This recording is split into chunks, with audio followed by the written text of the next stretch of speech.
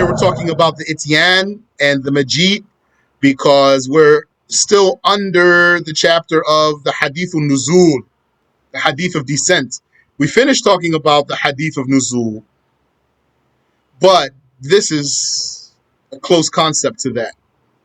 So before we move on to the next chapter, we want to talk about the Ityaan and the Majid.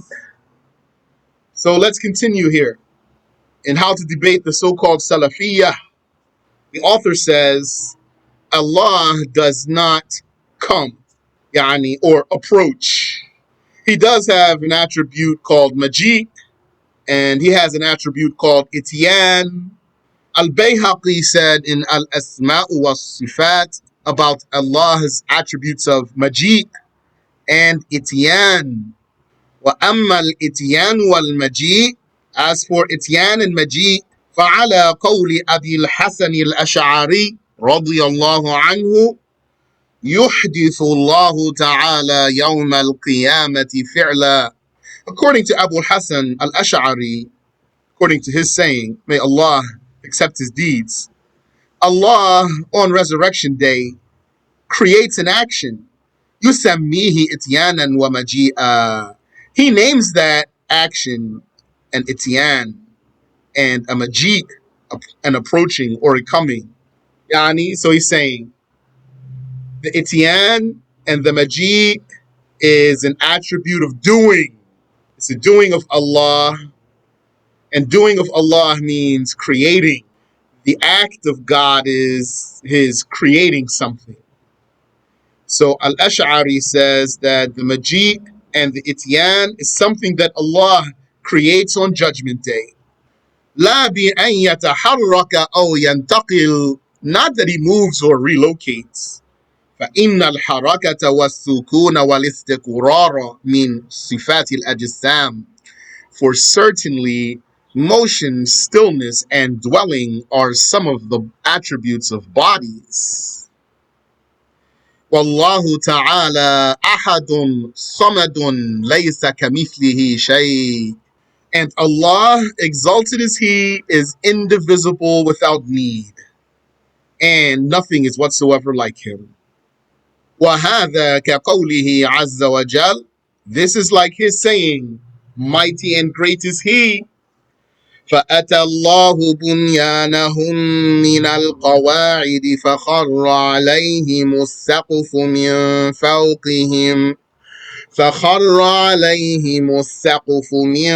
فَوْقِهِمْ وَأَتَاهُمُ الْعَذَابُ مِنْ حَيْثُ لَا يَشْعُرُونَ.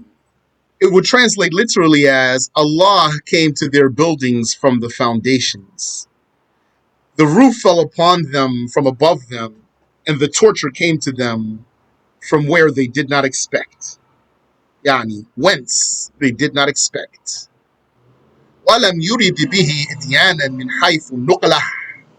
He did not mean by it coming with the meaning of relocation. إِنَّمَا أَرَادَ إِحْدَاثَ الْفِعْلِ الَّذِي بِهِ خَرِبَ بُنْيَانُهُمْ. He rather meant the creation of an action by which their buildings were destroyed, or by which their buildings crumbled. وَخَرَّ عَلَيْهِمُ السَّقْفُ مِنْ فَوْقِهِمْ.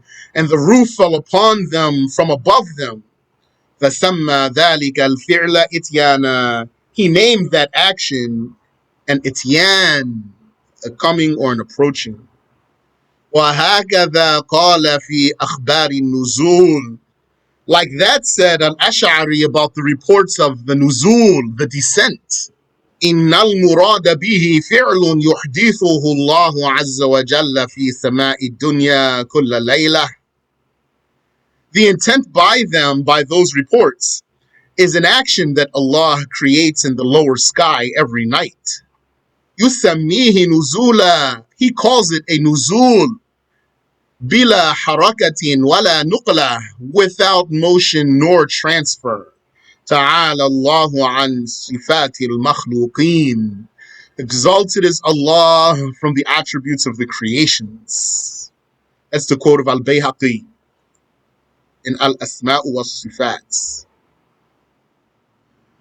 Wahhabis take such verses as the 157th verse of Al-An'am. هل ينظرون إلا أن تأتيهم الملائكة أو يأتي ربك. Literally translated, it would say, are they awaiting other than for the angels to come to them or for your Lord to come? This is why we are sure that the Wahhabis are body worshippers, even if they deny it. To them, Allah will relocate, moving toward the people on Judgment Day in the company of angels. What a paganistic Christian thing to believe, that God comes forth with the angels. The verse truly means, are they awaiting other than for the angels to come, to them, or for the command of your Lord to come? The command of your Lord? Remember, we were talking about hadaf, omission. Like in the hadith of Nuzul, what's omitted is malak, angel, angel of our Lord. Here, the amr of our Lord, the command of our Lord. Here, the command of the Lord is the signs of his power that shall appear. That means what he will create. The signs of his power means what he shall create. So maybe a Wahhabi would say, but who told you it's the command of your Lord? It says, oh, ya'ti rabbuk. How did you squeeze command in there? That's proven by the 33rd verse of Surah An-Nahl. هل ينظرون إلا أن تأتيهم الملائكة أو يأتي أمر ربك. Are they awaiting other than for the angels to come to them or for the command of your Lord to come? Yani, in this ayah, the command of the Lord is mentioned explicitly. Let's compare the ayah here. هل ينظرون إلا أن تأتيهم الملائكة أو يأتي ربك أمر ربك. Exactly the same. Allah revealed this ayah as an explanation for this ayah. And this, how these two ayahs go together, this proves the creed of Ahlus Sunnah, not the creed of Wahhabis. What's Amru Rabbik, the command of your Lord, the traces of his power? This verse is identical to the previous verse, except the addition of the word Amr, the command, in the second one. Therefore, the second one explains the first. If this is clear, then the true meaning of verse 22 of Surah Al-Fajr should be clear. وَجَاءَ رَبُّكَ وَالْمَلَكُ صَفًّا صَفًّا. The signs of the power of your Lord will come, and the angels will be standing row after row. Apparently it says, and your Lord will come. Imam Ahmed gave the proper ta'wil, as authenticated by Imam al-Bayhaqi in his book Manaqibu Ahmed. This is Imam Ahmed's tafsir. The signs of the power of your Lord will come. That's the tafsir of Imam Ahmed. He said, إِنَّمَا جَاءَتْ قُدْرَتُهُ. His power comes, and that means the signs of his power.